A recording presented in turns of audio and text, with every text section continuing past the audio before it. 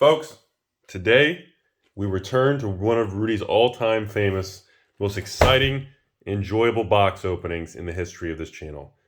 Besides Ultimate Masters, Modern Horizons 1 is probably gotta be one of the most infamous box opening things we've done on this channel. And man, you know, as time goes on and the product ages, it doesn't seem to really, it doesn't seem to get any different. I mean, it's unbelievable. So yeah, Modern Horizons 1. Fun statistics, everybody. Expected value of the cards within a normal box like this is almost $300 a box right now. That's the expected value EV. I know. So it's completely and utterly nuts. The value of the cards, almost every rare in the set has some form of value. It's unreal. Like, not even Ren and Stimpy at 100 and Force Negation, but the prices are insane. Starting off, Reap the... Like, even the regular rares like this, like, all of them are like $1 to $3 range. It's the craziest thing ever. Oh, by the way, fantastic. Regrowth, Tribe, great uncommons. So, yeah. That's, you know, the product age. I knew the product was always going to age well, but I didn't think it was going to age this well, if that makes sense. I had no idea. So anyways, I hope you guys are enjoying. Did I even say the video's for? This video's for my patron, Jerry. Jerry C. He's the one who says, Rudy, we got to go back to Modern Horizons 1. Sorry, I wasn't even paying attention. I got so wound up in starting the Modern Horizons opening here. I almost forgot to say who the video was for. Yeah, so it's been a while since we've opened one. I don't really have any plans to open anymore, but I thought we'd have a nice little throwback here. Our first foil. Nice little tree there. And the Bizarre Trade Mage, a little bizarre knockoff there. And these talismans, holy smokes. Those are all like, I think, what, 50 cents to $2 an uncommon or something? It's crazy. So, I don't know if the art cards ever did anything. I don't think the art cards ever did much of anything. Beautiful Druid there. Foil common. And our first rare land cycle card. All these rare land, like the worst one's like $9, which this might be the worst one. And it goes up to almost $15 per rare land. Should we track those? Nah, not really. I guess it doesn't really matter. It's just nuts. The amount of value and how well this product ate, which is, remember folks, this thing was printed to oblivion, bad thing, rah, rah, rah, Rudy pump dump, blah, blah, blah. Ooh, Goblin Engineer. Great little card. And here we are, like not even a year later, and it's just, it's almost surreal. You know, I didn't think you would do this well this quickly. Even I didn't. Oh, God. Well, Jerry, $70 Force Negation. $70 Force Negation. Holy smoke. So between the land cycle, we have no mythics, by the way. So we've gotten a rare land, a couple of $2, $3 rares. We've already hit almost $100 worth of rare cards. Yeah. Oh, Seasoned Pyromancer. This dude looks smoking. Look at this guy. I wish I looked that good. Seasoned Pyromancer, Mythic #1. Another talisman for, I think it's our second talisman in the uncommon slot. I think the Pyromancer was probably around $10, $20 if I had to take a guess. But it's just, it's crazy, everybody. Nice little floating chick. Nice little drift. And, you know, people say, okay, so if expected value on the cards in the box are almost at $300, and box prices are like $270 to $290, maybe $300 with tax. So are these cards going to come down in price? Force of Rage. Or another talisman. Or the box price is going to start pushing up to, you know, $400? I don't know. It hasn't been that long, folks. What's the copy on these things? 2019? 2020? 2019, yeah, right before the good old fun times of 2020. A Force of Vigor. This sucker's like a $20 rare now. It's a flipping $20 rare. It's crazy. It's completely crazy, man. So, anyway, just keep in mind, the product's not even that old. Like, that's the thing that blows my mind. Accomplice. Very nice. 4 chicks checking each other out. I'm not really sure. And Rudy the Squid. It's just, it's completely nuts, man. Like, I didn't think prices and the box prices would be at almost $300 for at least a couple years. And not a couple months post-release. Vampire, nice little couple dollars. Card quality is really nice, too. I don't remember there being any problems with, or not any problems. There's always going to be weird little outliers. I don't remember there being substantial problems with print quality either in 2019. On this particular product. Sissy! Always a pleasure to see. And Everdeen, Etchings, and Firebolt. So weakest part of this box right now is we only got one mythic. That's it. Everything else has been, we already got Force Negation. Ooh, Waterlogged. Rudy the Grove, rare land number 2. And another talisman. Wow, so we're pumping out strong, and by the way, tons of slivers in this product too.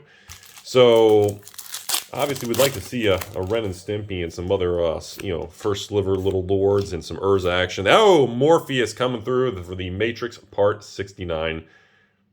I think it's like a $15, $20 mythic now. I'm not really sure. Mythic. Look at this. Generous Gift, great uncommon. Wall of Blossoms, infamous old school wall card that played all the time. King of the Pride. Like every pack, you get something. Like how many products in the world can you say every pack you open something, you feel like you get some sort of value? Mariner for a nice buck or so. And that's kind of how this product is though. The sheer volume. It's very unusual to see a product where so much value is distributed throughout the product. Lightning Skelemental. Usually what happens is, another talisman, is there's, a product becomes out of print or old, and there's 1 or 2 chase cards, but everything else in the set is worthless.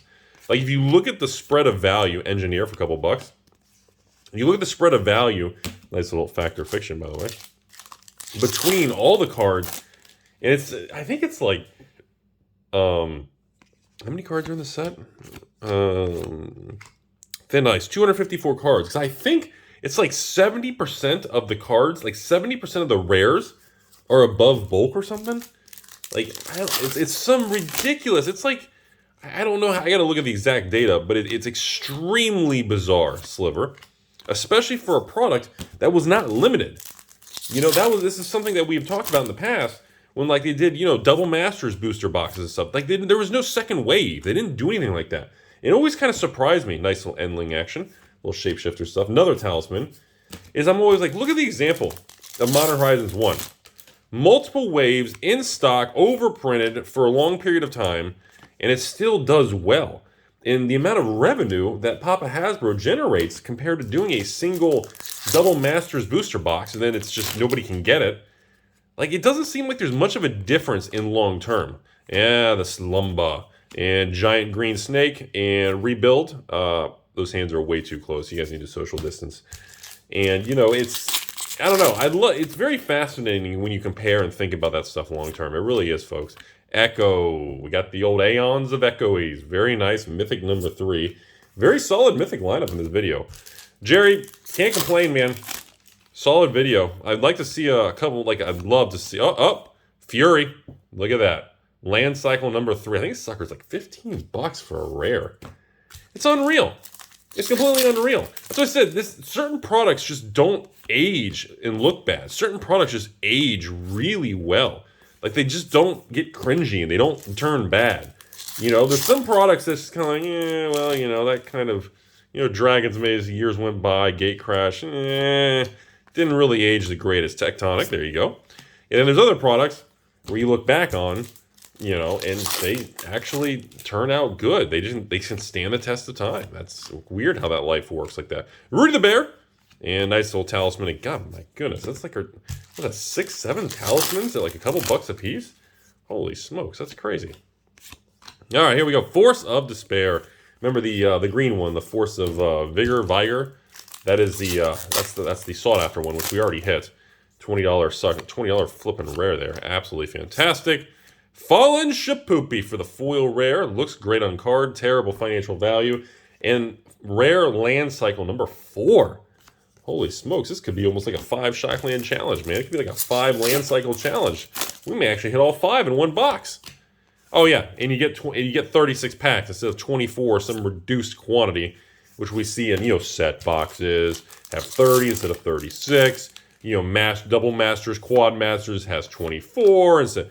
All these reductions and adjustments. Besiege coming through there. Isn't that amazing? 36 pack box, another talisman. Some people say, well, Rudy, Modern Horizons 1 is good, but the reason it feels so much better is because you get 36 throws of the dice. I thought that was interesting. Nether Spirit, nice little wall, and Factor Fiction again.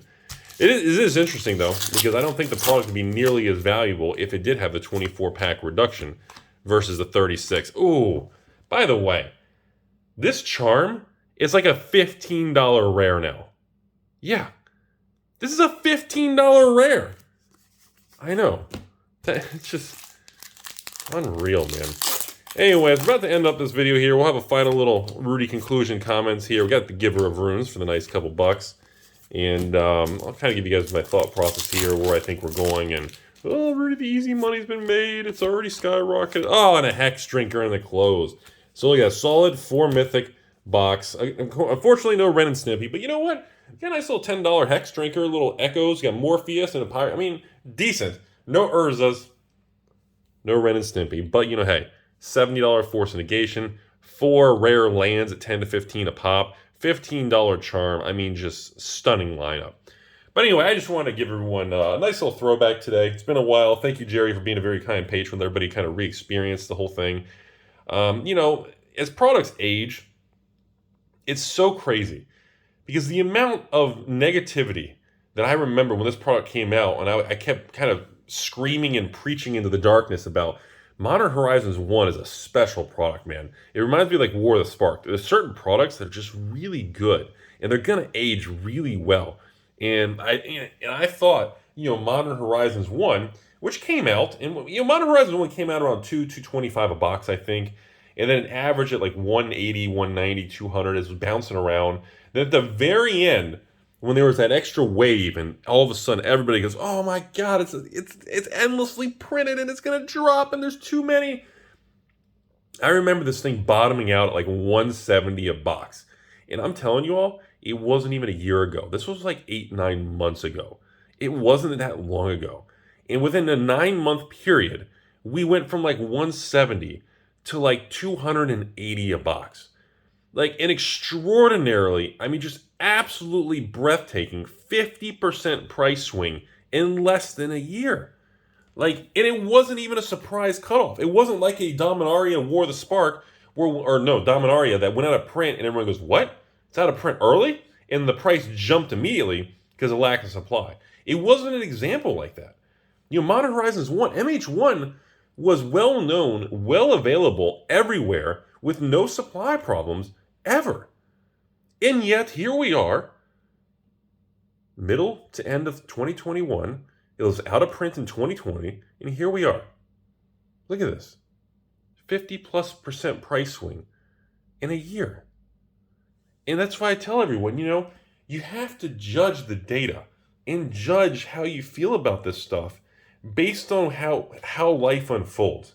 Not whether you love or hate Creepy Rudy, you hate your local LGS, or someone's price gouging, or they're mean or evil. All they care about is money machine go burr. And you have to just look at the numbers. You can't take emotional reactions and emotional sides, because if you do, it leads to bad choices. It leads you to bad decisions. And you get hosed because it takes you down a path that, well, you regret. And that's, I mean, I wish there was like, I had approval of like all these people who email and like these conversations and these things that happen off camera in the real world. I wish that a lot of these people who don't want to be involved or know, because again, the polarizing, you know, nature of my channel, I wish there were just some of these hundreds, if not thousands of people would come forward sometimes and discuss it and say it on their own channel or their own messages, or start their own YouTube video and put it on there. And I wish, because the amount of conversation and regrets and things that people say and things that people regret, the regrets are so massive. And it's always the same story. "Well, Rudy, I just, you know, I didn't think they'd be worth anything. You know, everybody online." And I mean, the amount of emails I've seen where people are like, "Rudy, I posted this question on a message board or a forum or a Reddit or a Facebook group or a Tumblr, my Tinder profile, and I asked, what do people think of Throne of Eldraine?" And then everybody downvotes a text, thumbs down. My post gets removed and attacked for speculating or pumping the market. And all I wanted to know was how other people's opinions were. And all I do is get slammed with people just saying, "Print to oblivion, run away. It's a scam." And then years later, these people look back and they check the prices and they're going, "Oh my God." And that happens all the time. I just wish you all realize how frequently this happens. I guarantee, with the illegal G word guarantee, that a good portion of people who are even listening this far in the video, which is next to nobody, I can almost guarantee a good chunk of people at this point know exactly what I'm talking about. They have been at some point where they're like, should I buy Theros collector boxes? They're like, they crash at like 160, 170 a box. Like, it seems really cheap for collector box. And then, of course, everyone online, no, collector box is a scam, rawr, investors are cornering the market, rawr, evil, money machine, blah, blah, blah. And now it's like, oh, crap, well, I missed that one. Well, I'll go to the next thing. Well, no, the easy money's been made. It's over with. I can't look anything. It's just, it's disappointing. I hope all this makes sense. I'm going to stop rambling. I've been rambling too much here. Have a great day, everybody. Thanks for watching. Again, Jerry, thanks for the very cool box opening.